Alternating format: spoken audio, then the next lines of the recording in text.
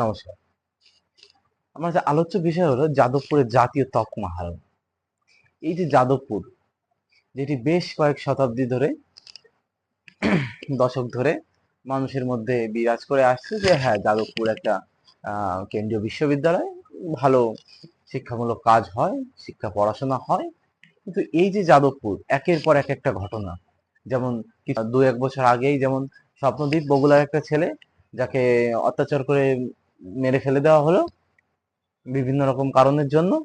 সেই যাদবপুর, যে যাদবপুরে আবার কিছুদিন আগেই দাঙ্গা হলো, এই যাদবপুর, যে যাদবপুরে যে ব্রাত্য বসু শিক্ষামন্ত্রীকে ঢুকতে দেওয়া হলো না।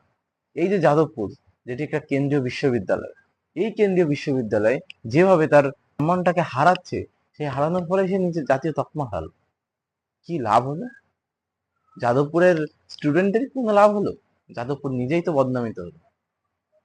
যে যাদবপুর ক্যালকাটা ইউনিভার্সিটি, প্রেসিডেন্সি, এর মতোই যে যাদবপুর ছিল, সেই যাদবপুর কি জাতীয় তকমা হারাতে হলো?